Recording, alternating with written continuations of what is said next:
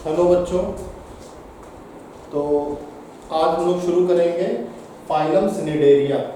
Phylum Porifera हम लोग पूरा पढ़ चुके हैं, तो फाइलम सिनिडेरिया का हमारा टॉपिक है। फाइलम सिनिडेरिया। फाइलम सिनिडेरिया की अगर हम बात करें तो ये बिल्कुल ही एक नया टॉपिक है, उसी तरह का टॉपिक है जैसे आप फाइलम पॉरीफेरा पढ़ते आ रहे हैं, और इसमें भी हम उन्हीं बातों पर चर्चा करेंगे कि इसका जो स्ट्रक्चर है, बॉडी ऑर्गेनाइजेशन है, वो कैसा है, नोटोकॉर्ड की प्रेजेंस है या नहीं है, और इसके अलावा इसका न्यूट्रिशन कैसा है, न्यूट्रिशन के साथ साथ इसमें किस प्रकार के ऑर्गेनिजम्स पाए जाते हैं, सिमेट्री क्या है, इन्हीं सारे आधार पे हम इसको डिस्कस करेंगे। तो आपको पता होना चाहिए कि जो सीलियन ट्रेट्स हैं, coelenterates are also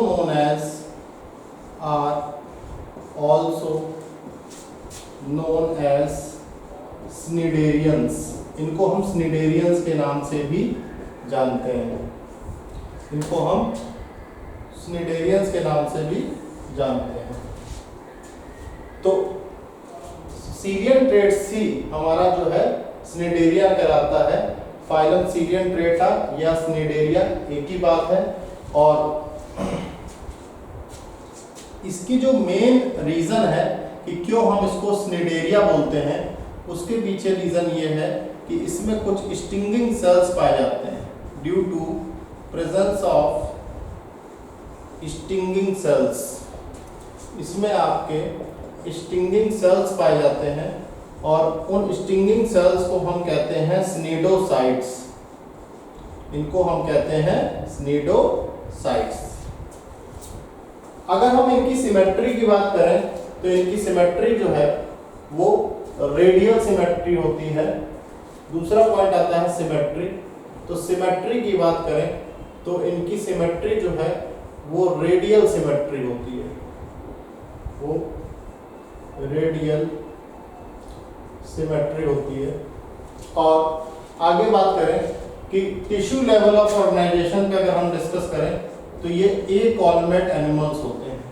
tissue level का ऑर्गेनाइजेशन होता है, टिश्यू लेवल ऑफ ऑर्गेनाइजेशन होता है, और इसके साथ साथ ये एकॉलमेट एनिमल्स कहलाते हैं।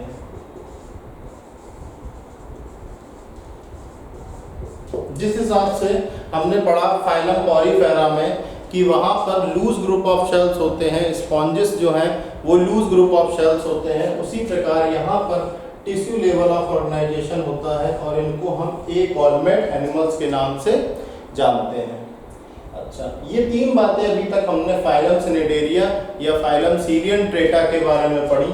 सीलियन ट्रेट्स को ही हम सिनिडेरियंस कहते हैं, और ये स्निडेरियंस हम कहते हैं due to presence of stinging cells. Stinging cells जो होते हैं वो स्निडोसाइट्स कहलाते हैं, और यहाँ जो सिमेट्री है वो रेडियल सिमेट्री है। अगर इसकी सिमेट्री की बात करें तो ये आपकी रेडियल सिमेट्री कहलाती है। तो ये आपकी रेडियल सिमेट्री है, और ये एकॉलमेट एनिमल्स कहलाते हैं। आगे बढ़ते हैं। अगर इनकी जर्मिनल लेयर्स की बात करें तो यहाँ पे दो जर्मिनल लेयर्स होती हैं। जर्मिनल लेयर्स की अगर हम बात करें तो दो जर्मिनल लेयर्स होती हैं। एक है आपका एक्टोडर्म और दूसरा है आपका एंडोडर्म। एक्टोडर्म और दूसरा है आपका एंडोडर्म। तो इस प्रकार से ये डाइप्लोब्लास्टिक कहलाते हैं। इस प्रकार से इनको हम डाइप्लोब्लास्टिक बोलते हैं। ठीक। तो सीलियन ट्रेट्स की अगर हम बात करें तो यहाँ पे दो जर्मिनल लेयर्स होती हैं। दो जर्मिनल लेयर्स होती हैं, एक होती है पहली एक्टोडर्म और दूसरी होती है एंडोडर्म। तो एक्टोडर्म और एंडोडर्म होने की वजह से इसको हम डाइप्लोब्लास्टिक कहते हैं। जहां तीन जर्मिनल लेयर होती हैं वहां पर हम ट्राइप्लोब्लास्टिक बोलते हैं। तो सीलियन ट्रेट्स की अगर हम बात करें तो यहाँ पे हमको दो प्रकार के स्ट्रक्चर्स मिलते हैं, दो प्रकार के ऑर्गेनिज्म मिलते हैं, तो उस पर भी हम डिस्कशन करेंगे। तो आप तब तक इसको नोट डाउन कर लीजिए। जो भी सीलियन ट्रेट्स के बारे में या स्निडेरिया के बारे में बेसिक बातें हैं वो आप पहले नोट डाउन कर लीजिए कि कितनी जर्मिनल लेयर है, कितना रेडियल सिमेट्री है, सिमेट्री किस प्रकार की है, क्यों इनको स्निडेरियंस बोला जाता है, इसके पीछे बेसिक रीजन क्या है, और इनका level of body level of organisation किस प्रकार का है, कॉलमेट है या फिर एकॉलमेट है। Please note down.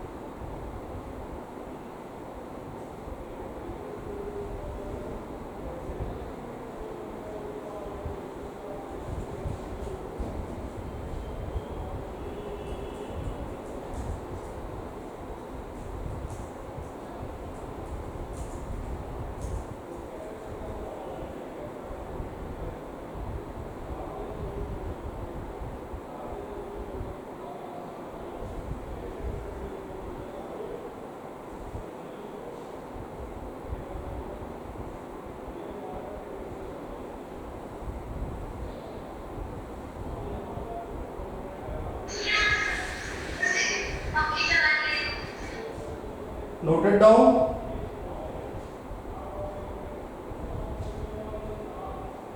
आप लोगों ने नोट कर लिया?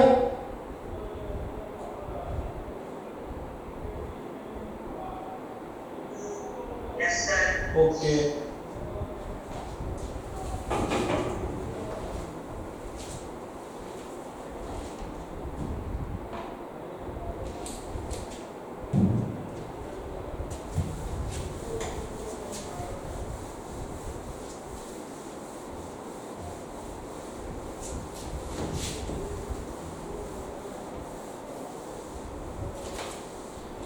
तो देखिए, अगर हम बात करें कि सीलियन ट्रेड्स के कितने कितने फॉर्म्स होते हैं? तो सीरियन ट्रेड्स के 2 बेसिक बॉडी फॉर्म्स होते हैं। सीरियन ट्रेड्स है 2 basic body forms. 2 basic body forms होते हैं सीरियन ट्रेड्स के। 2 आकार होते हैं, मतलब 2 आकार में ये पाए जाते हैं। एक जो पहला आकार बनता है वो कुछ इस प्रकार का बनता है।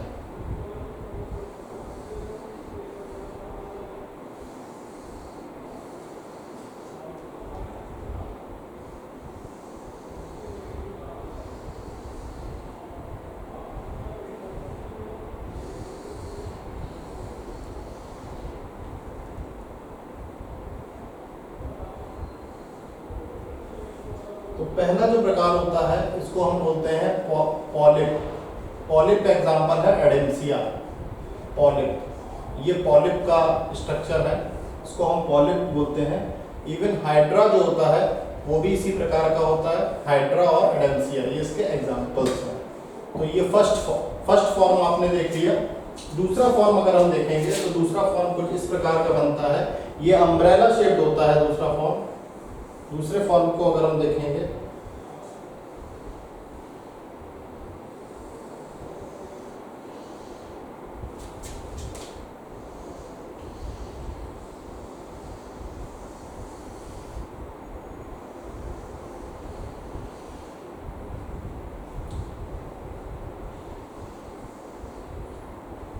तो दूसरा फॉर्म अगर हम देखेंगे तो ये पॉलिप के बाद दूसरा फॉर्म आता है, इसका नाम है मेड्यूसा। ये है आपका मेड्यूसा। तो ये 2 फॉर्म हमने देखे हैं, बीच में डिवीजन कर लेते हैं, इस तरीके से डिवीजन कर लेते हैं बीच में।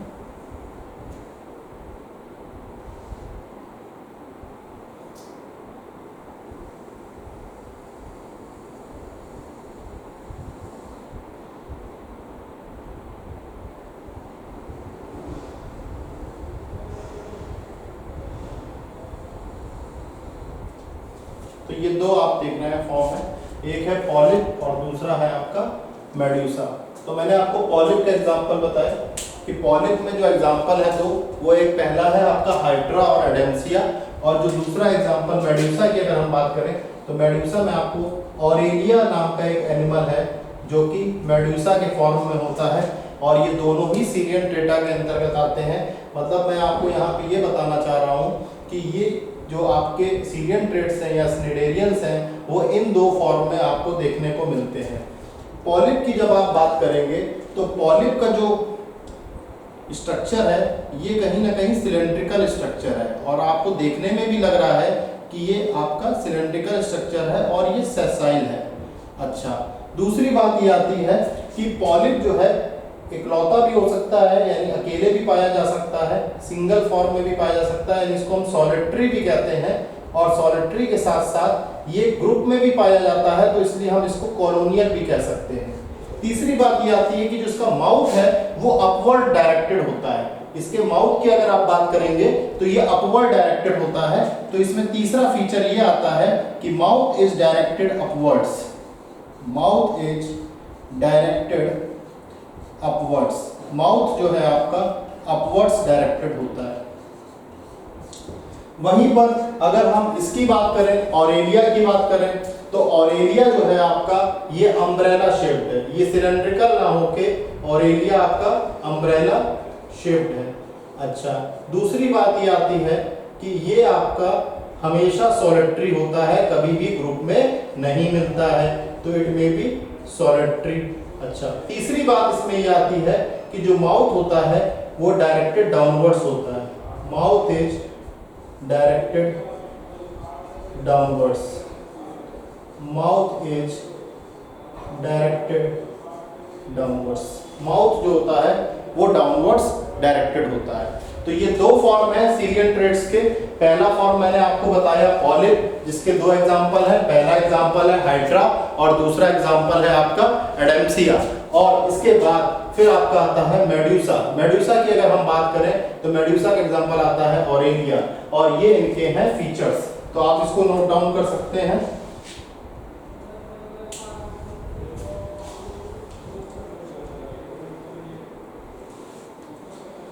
Please note down.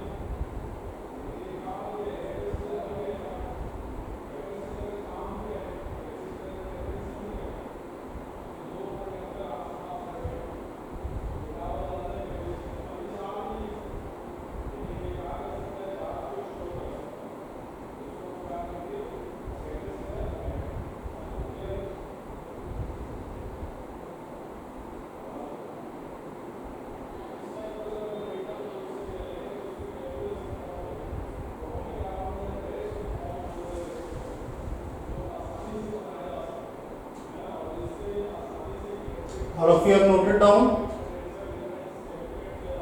Yes or no? आप लोगों ने नोट कर लिया है?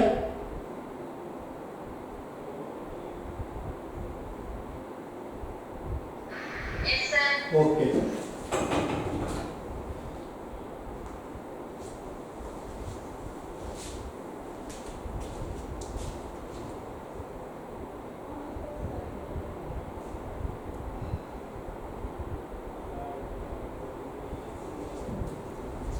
तो बच्चों अब हम लोगों ने ये फॉर्म्स भी पढ़ लिए, दो बॉडी फॉर्म्स भी पढ़ लिए। एक फॉर्म हमारा है पॉलिप फॉर्म और दूसरा फॉर्म है हमारा मेडुसा फॉर्म।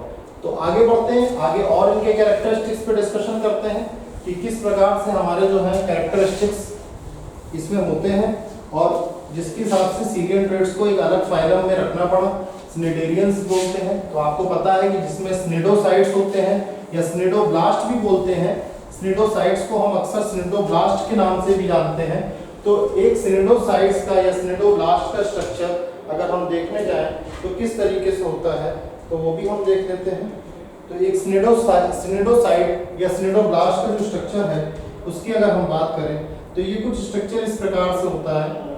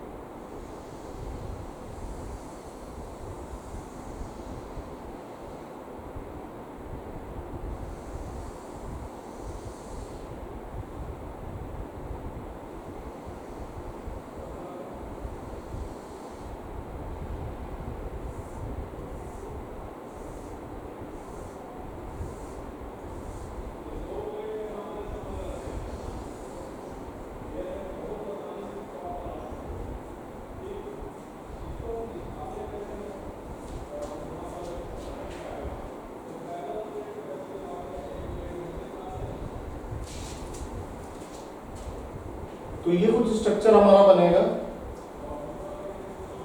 इसको आप लोग ड्रॉ कर लीजिए।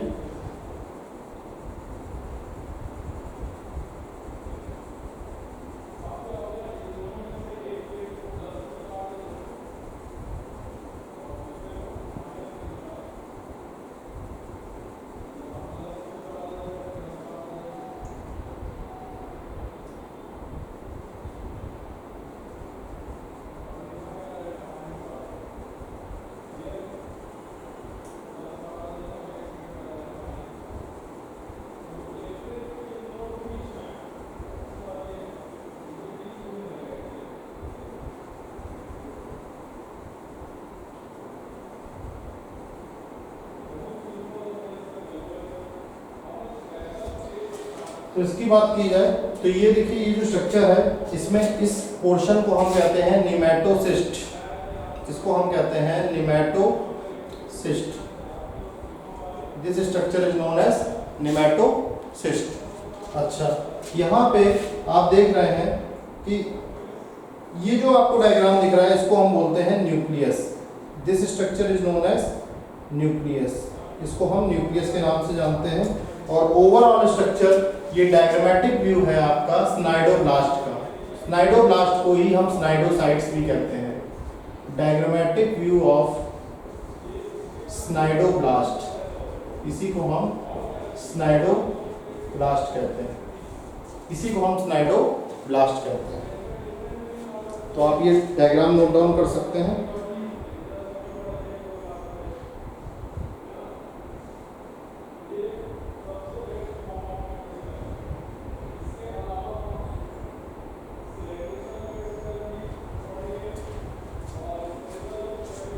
ये स्नाइडोब्लास्ट का डायग्राम है। तो ये जो स्नाइडोब्लास्ट है इसको आप स्नाइडोब्लास्ट के साथ साथ स्नाइडोसाइट भी कह सकते हैं। या तो ये स्नाइडोब्लास्ट है और या फिर इसको आप स्नाइडोसाइट भी कह सकते हैं। स्नाइडोब्लास्ट और स्नाइडोसाइट भी कह सकते हैं। ठीक, तो इसमें जो है आपका एक स्ट्रिंगिंग कैप्सूल होता है। कैसा कैप्सूल होता है? Stringing capsule. ये जो स्ट्रिंगिंग कैप्सूल जो है ये आपका नेमेटोसिस्ट के फॉर्म में है, एज नेमेटोसिस्ट। जो आपका नेमेटोसिस्ट है वही आपका स्ट्रिंगिंग कैप्सूल कहलाता है। तो ये स्नाइडोब्लास्ट का हम एक डायग्राम देख रहे हैं। स्नाइडोब्लास्ट की वजह से ही इनका नाम स्निडेरियंस पड़ा है और या फिर इनको हम सीरियन ट्रेड्स कहते हैं। ठीक, तो आप देख रहे हैं कि यहाँ पे जो ये टेंटिकल्स निकले हैं ये बॉडी के अटैचमेंट के लिए है। ये आपका जो टेंटिकल निकला हुआ है इसका काम है किसी भी बॉडी से अटैच करना, बॉडी अटैचमेंट के काम आता है, बॉडी अटैचमेंट के काम आता है। तो दिस इज योर टेंटिकल, ये आपका टेंटिकल है। ठीक, इसके अलावा इस टेंटिकल का काम प्रे कैचिंग में भी आता है, यानी शिकार को पकड़ने में भी आता है, और ये डिफेंस के भी काम आता है, अपने खुद के बचाव के लिए भी काम आता है। तो आप देख रहे हैं कि किस प्रकार ये स्नाइडोब्लास्ट जो है ये उसका डायग्रामेटिक व्यू है और इसको हमने देखा। ठीक, तो इसका डायग्राम आप बना सकते हैं, नोट डाउन कर सकते हैं, फिर हम लोग आगे फर्दर डिस्कस करते हैं।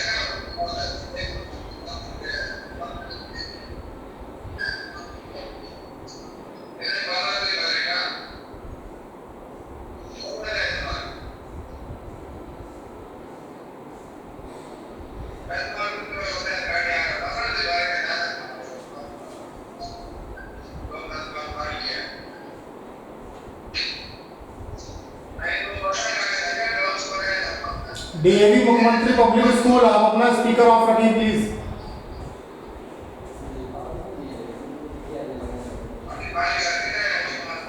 डीएवी मुख्यमंत्री पब्लिक स्कूल।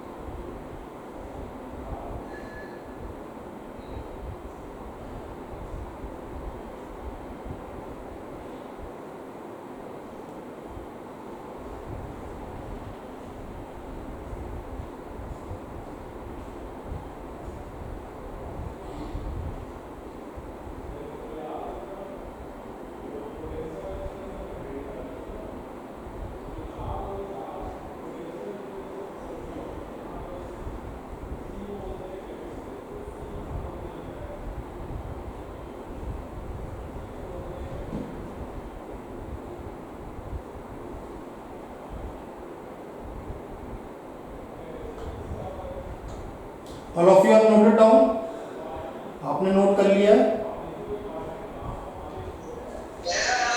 ओके,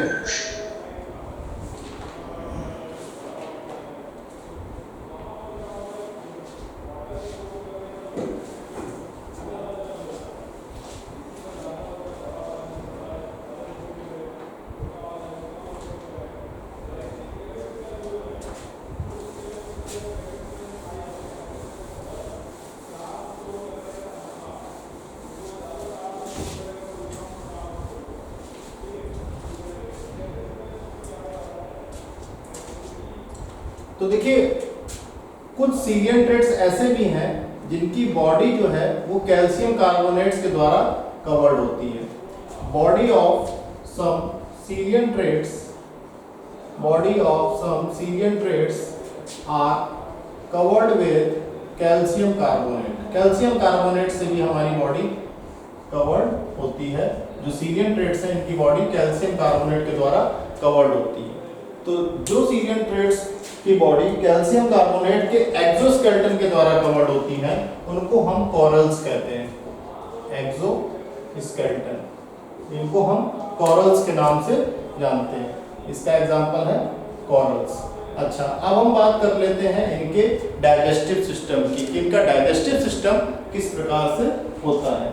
तो देखिए यहाँ पे जो डाइजेशन होता है वो डाइजेशन आपका एक्स्ट्रा सेलुलर भी है और इसके साथ साथ इंट्रा सेलुलर भी है। तो दो प्रकार का डाइजेशन है, एक है आपका एक्स्ट्रा सेलुलर और दूसरा आपका डाइजेशन है इंट्रा सेलुलर।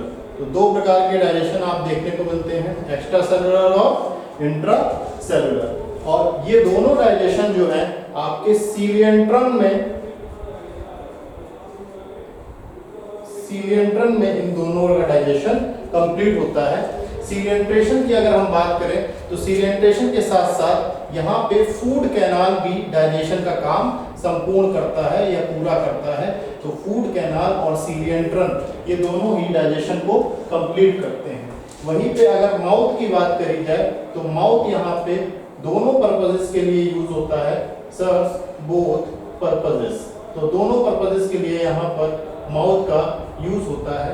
तो एक जो लार्ज सेंट्रल कैविटी है सीलिएंट्रम जो होती है वो अपने आप में बहुत बड़ी सेंट्रल कैविटी है जिसको हम सीलिएंट्रम के नाम से जानते हैं। This is your large central cavity. तो सीलिएंट्रम जो है वो हमारा लार्ज सेंट्रल कैविटी है और यहीं पर डाइजेशन की प्रोसेस आपकी एक्स्ट्रा सेलुलरली और इंट्रा सेलुलरली कंप्लीट होती है। अच्छा, इसके बाद आप देखेंगे कि सीलिएंट्रम जो होता है ये एक अपने आप में लार्ज सेंट्रल कैविटी है और इसमें एक सिंगल अपर्चर होता है जिसको हम हाइपोस्टोम के नाम से जानते हैं। ये जो हाइपोस्टोम है ये आपका सिंगल अपर्चर है। This is your single aperture. Aperture बोले तो यहाँ पे एक ओपनिंग टाइप से है, तो इसको हम हाइपोस्टोम के नाम से जानते हैं। तो ये तो बात हो गई हमारे डाइजेशन की। अच्छा, अगर हम नर्वस सिस्टम की बात करें कि सीलिएंट्रेट्स का नर्वस सिस्टम कैसा होता है, तो सीलिएंट्रेट्स का या स्निडेरियंस का, जो भी आप बोलना उचित समझें, सीलिएंट्रेट्स और स्निडेरियंस का नर्वस सिस्टम आपका डिफ्यूज्ड टाइप होता है, यानी वेल डिफाइंड नहीं होता है। तो नर्वस सिस्टम की अगर हम बात करें तो नर्वस सिस्टम जो है आपका यहाँ पर डिफ्यूज्ड टाइप होता है। नर्वस सिस्टम जो है वो डिफ्यूज टाइप होता है और यहाँ पे नॉन पोलर न्यूरॉन्स पाए जाते हैं। न्यूरॉन आपको पता है कि बेसिक यूनिट होती है नर्वस सिस्टम की, तो यहाँ पर आपके नॉन पोलर न्यूरॉन्स पाए जाते हैं। ठीक, अब बात आती है रिप्रोडक्शन की कि रिप्रोडक्शन कैसे होता है। तो रिप्रोडक्शन की जब हम बात करते हैं तो यहाँ पे एसेक्सुअल रिप्रोडक्शन भी देखने को मिलता है और ये जो एसेक्सुअल रिप्रोडक्शन है ये हमारा बडिंग के जरिए होता है। बडिंग नाम की एक एसेक्सुअल रिप्रोडक्टिव टेक्निक है जिसमें एक बड का फॉर्मेशन होता है जिसको हम प्रोट्यूबरेंस भी कहते हैं या बड कहते हैं, और वो पेरेंट बॉडी के ऊपर एक बड बन के आती है और थोड़े समय बाद बड ग्रो होती है और ग्रो होने के बाद वो डिटैच हो जाती है। तो एसेक्सुअल रिप्रोडक्शन की अगर हम बात करें तो पहला जो इम्पोर्टेंट पॉइंट है तो बडिंग जो है हमारी एसेक्सुअल रिप्रोडक्शन का मेथड है। तो एक तो ये हो गया। अगर हम सेक्सुअल की बात करें तो यहाँ पे सेक्सुअल रिप्रोडक्शन भी देखने को मिलता है और वो गैमीट फॉर्मेशन के द्वारा ही आगे प्रोसीड करता है। ठीक, तो यहाँ पे गैमीट्स का प्रोडक्शन होगा और उसके बाद आगे फर्दर सिनगैमी होकर सेक्सुअल रिप्रोडक्शन भी आपको देखने को मिलेगा। तो ये सारी बातें थी हमारी सीलिएंट्रेटा के बारे में या फाइलम स्निडेरियम के बारे में। तो इसको आप नोट डाउन कर लीजिए और सीलिएंट्रेट्स और स्निडेरियंस में बस इतना ही हम लोग पढ़ेंगे। इसके बाद हम लोग इसके तुरंत बाद हम नेक्स्ट फाइलम की तरफ बढ़ते हैं। Please note down.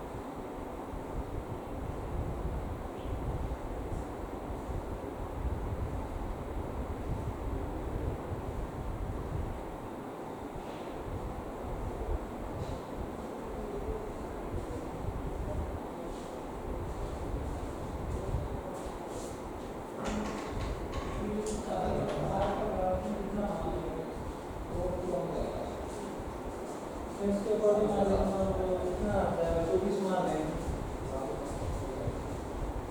आप लोगों ने नोट कर लिया?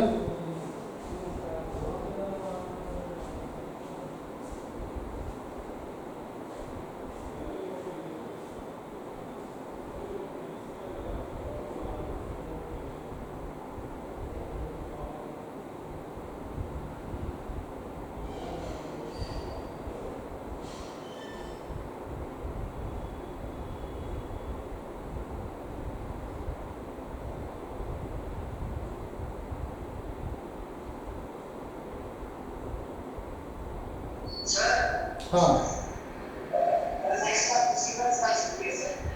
क्या बोल रहे हैं?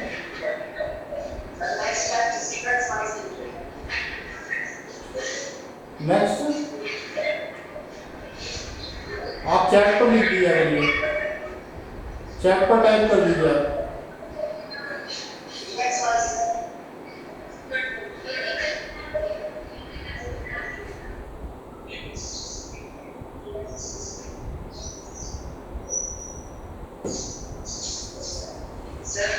हाँ बोलिए।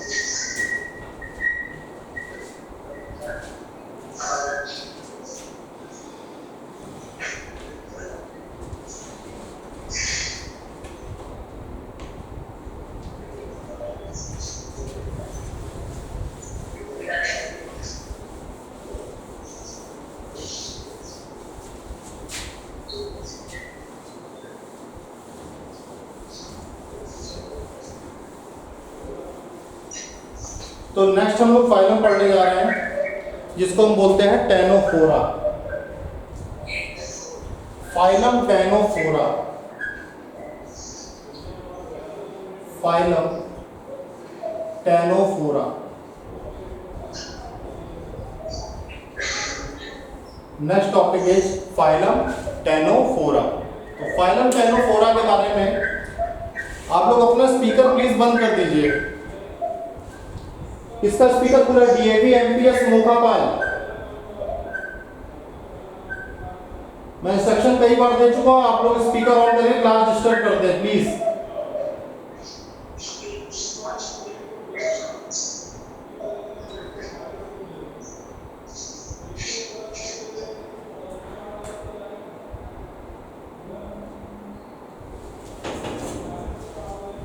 तो फाइलम टेनोफोरा के बारे में कहा जाता है कि टेनोफोर्स जो हैं ये अपनी ब्यूटी के लिए जाने जाते हैं। टेनोफोरा आर नोन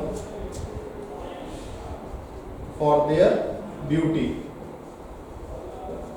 ब्यूटी के लिए जाने जाते हैं, यानी बहुत ही ज्यादा ब्यूटीफुल होते हैं और डेलिकेट होते हैं। Ctenophora are known for their beauty and delicate.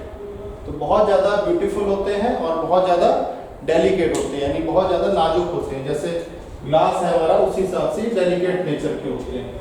ठीक, तो इनको कॉमन भाषा में हम सी गूसबेरी के नाम से जानते हैं। कॉमन नेम जो उनका है टेनोफोरा का वो है सी गूसबेरीज। सी गूसबेरीज, सी गूसबेरीज के नाम से हम टेनोफोरा को जानते हैं, जो इनका कॉमन नाम है। इसके अलावा दूसरा एक नाम है कॉम जेलीज। कॉम जेलीज ये इनका दूसरा नाम है। एक और नाम है जिसको हम बोलते हैं सी वॉलनट्स। सी वॉलनट्स तो 3 नाम हमने पढ़े, सी गूसबेरीज, कॉम्ब जेलीज और सी वॉलनट्स। ठीक, अगर इनकी बात की जाए तो ये एक्सक्लूसिवली मैरीन है, यानी मैरीन वाटर में पाए जाते हैं। एक्वाटिक वाटर में भी ये मैरीन ऑर्गेनिजम्स हैं। जो सबसे इंपॉर्टेंट पॉइंट है इनका कि ये आपके एक्सक्लूसिवली मैरीन है।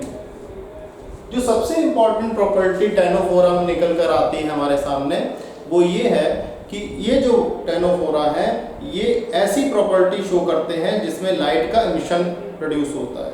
तो लाइट का जो एमिशन है यानी बायोल्यूमिनेसेंस है, बायोल्यूमिनेसेंस की प्रॉपर्टी हमको टेनोफोरा में देखने को मिलती है। तो बायोल्यूमिनेसेंस सबसे इंपॉर्टेंट प्रॉपर्टी क्या है?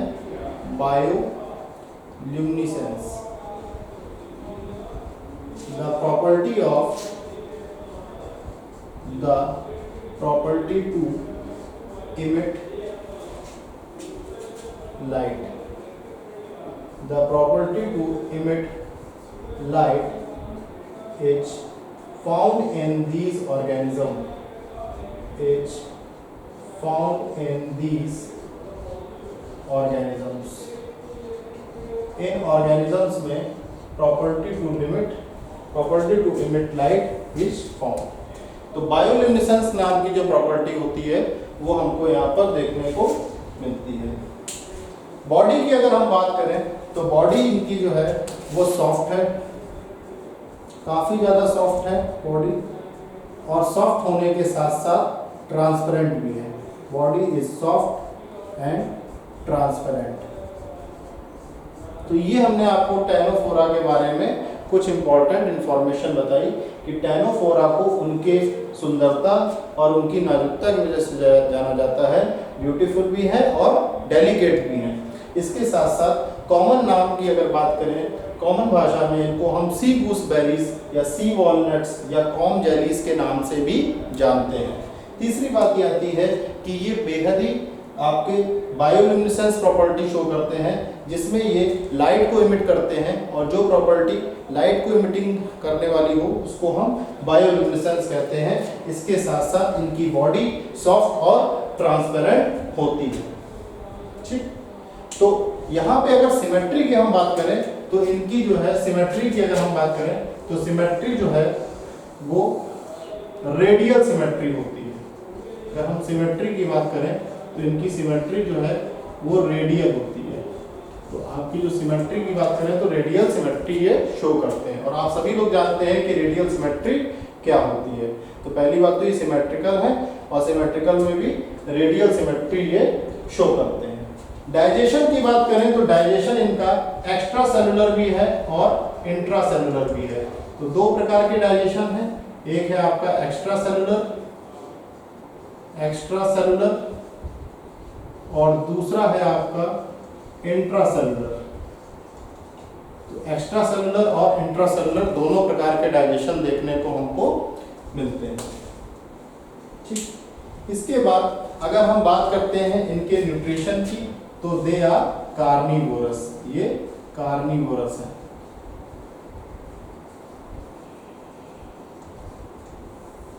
तो इतने पॉइंट्स आप नोट डाउन कर लीजिए फाइलम टेनोफोरा के बारे में। इसका जो सबसे अच्छा एग्जांपल है टेनोफोरा का वो है आपका प्लूरोब्रैकिया। प्लूरोब्रैकिया इसका सबसे अच्छा एग्जांपल है, जिसका डायग्राम मैं यहाँ पर बना दे रहा हूँ, उसको भी आप नोट डाउन कर लीजिएगा।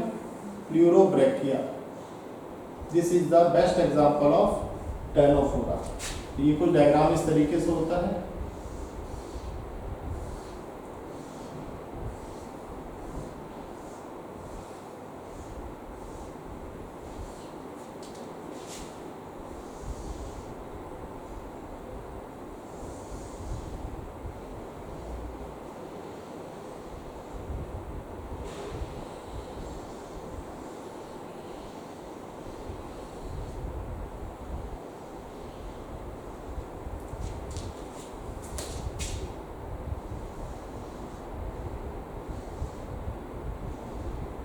ये आपका प्लूरोब्रैकिया का एग्जाम्पल है जो कि आपका फाइलम टेनोफोरा में आता है।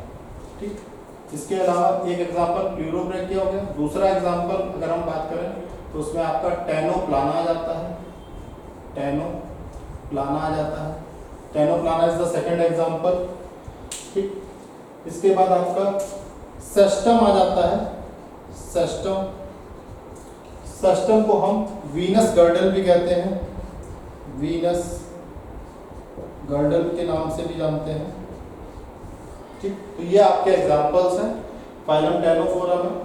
तो मैंने आपको बताया कि टेनोफोरा अपनी ब्यूटी और डेलिकेट नेचर की वजह से जाने जाते हैं। इनका कॉमन नाम सी गूसबेरीज, सी वॉलनट्स या कॉम्ब जेलीज होता है। ये प्योरली मैरीन होते हैं और बायोल्यूमिनेसेंस की एक इम्पॉर्टेंट प्रॉपर्टी शो करते हैं, जिसपे अक्सर क्वेश्चन भी आ जाता है, जिसमें ये लाइट को इमिट करते हैं, लाइट रेडिएट करते हैं। रेडियल सिमेट्री होती है, इनका डाइजेशन एक्स्ट्रा सेलुलर है और इंट्रा सेलुलर है, और ये कार्निवोरस होते हैं। प्लूरोब्रैकिया, टेनोप्लाना और सेस्टम, जिसको हम वीनस गर्डल भी कहते हैं।